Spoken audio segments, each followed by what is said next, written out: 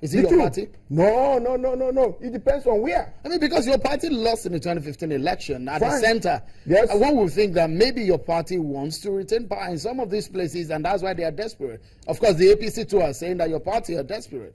No, no, no, no, no. The desperation is because of the caliber of political party we have now. The type is stronger. The two political parties are stronger, and there'll be desperation. Is it a battle of the political parties are stronger, or the fact that the politicians are more desperate? They are desperate because there is competition now. You don't know whether it is not easy to win anymore. You have to compete. You have to be formidable to win election there. Okay.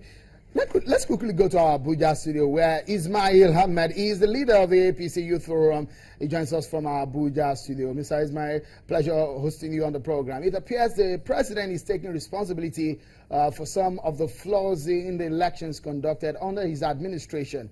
It looks like he has realized this. What could be some of the inactions or actions that has perhaps led to some of these hitches in the last few elections he mentioned? Kogi, Bayelsa, and Rivers Rurun especially. Well, I think the president has made it clear from day one that he's not the kind of president that would interfere with the electoral empire. So he has allowed them to do their jobs. And for the first time since our return to democracy, I think people are seeing a president that does not get involved in electoral matters. But as a leader, he takes responsibility for whatever goes on under his administration.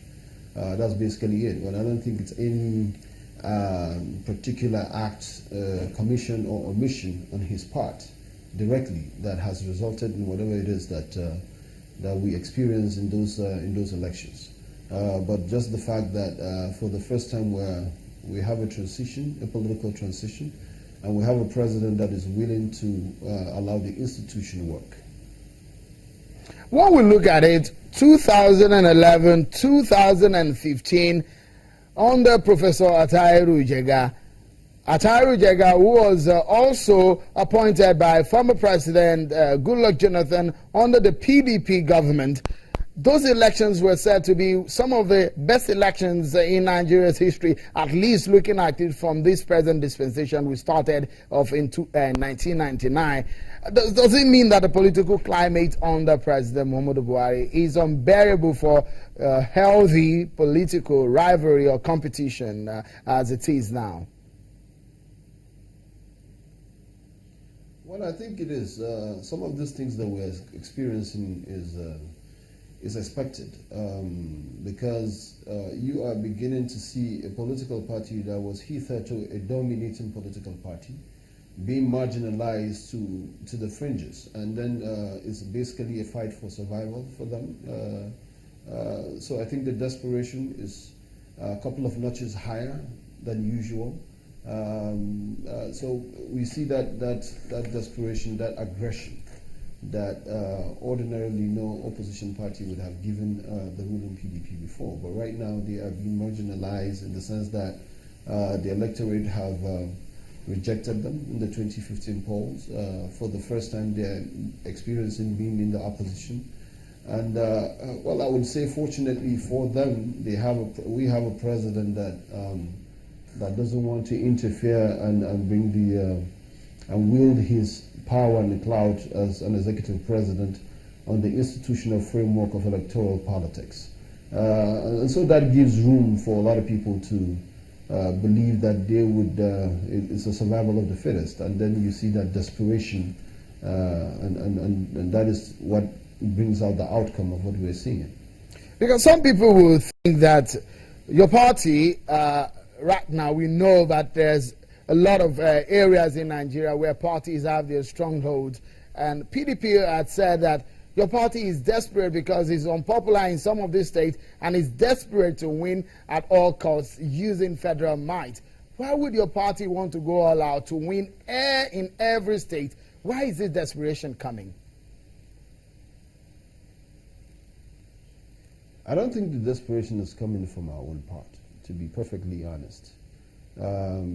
I think we understand that there needs to be a healthy competition in politics.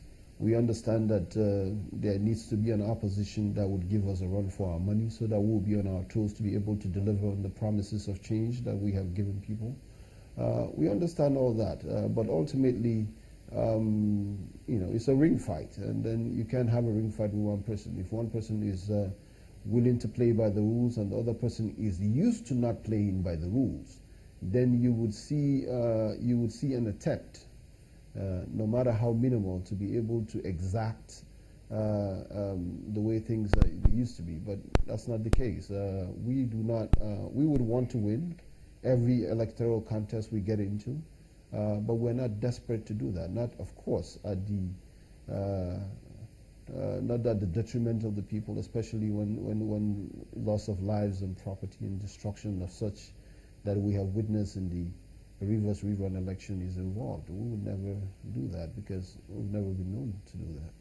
I mean, and you do not also agree that you've heard about the use of federal might, and that your party is not doing this?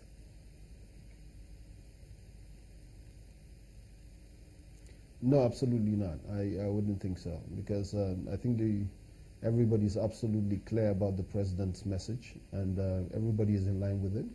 The security forces, the electoral empire, everyone knows exactly that the president said that everybody should do his constitutional role of securing the electorate to make sure that everything goes smoothly, and whoever wins wins. The decision of the people is ultimately what is going to take the day. We've lost some couple of few elections, even under President Muhammadu Buhari. It's not a big deal. We accept it as long as it's the outcome of the people. We accept it. Senator Ogunla, if you look at it, we've heard the use of federal might in elections in the last few years in our electoral and our democracy. Did you see that playing out in the few elections that we've had under this administration? No. It is not Mr. President that will say use federal might. It is the contestants, and it is implied. You don't. Even it happens to us before. That is what you use to campaign. Oh, your party used federal might? No.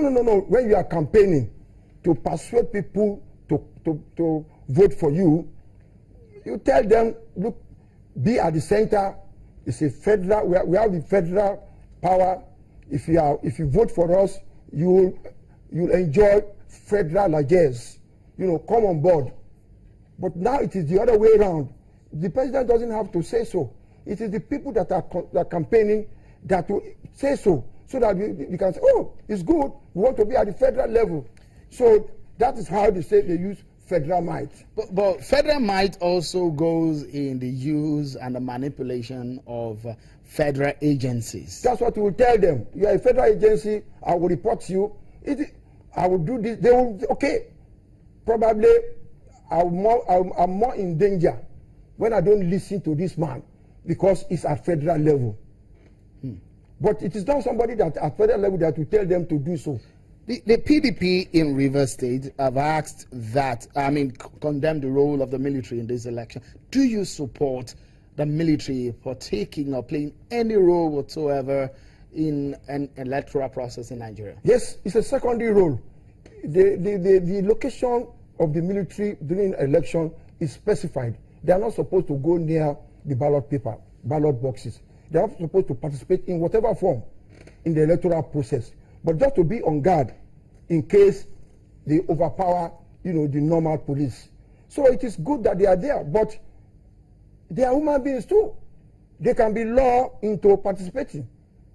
But definitely, if they are reorientated, they might be lured into being used as federal might. Yes. But if you train them, you tell them, look, don't go there, they are always law-abiding. But we can influence them, and that is what happens. It is not somebody that will tell them from Abuja, do this. No, it is you that will say, we are the federal now. Is your party scared about these use of federal might? No, it is perceived. You are in the opposition now at the center. I'm telling you, we really persuade people with that before now. So it is not unusual at all. But it doesn't really work out because the voters will vote for whoever they want to vote for. So it didn't work for your party At all, at all. You think it never worked? It never Maybe worked. in Lagos, that you have your major consistency. It never worked for your party in Lagos. The people, they knew where they were going. Whether it is during campaigning, you tell them, they will listen to you. But they may not be persuaded. Okay. But you cannot compel them not to vote for whoever they want to vote for. No. Mr. Ahmed, talk to us about these recent elections. And one will be wondering now that look at what happened in the Rivers election, the killings of a core member, had an official there. Doesn't these pose a lot of danger for our electoral process? The killings that we've seen in those elections.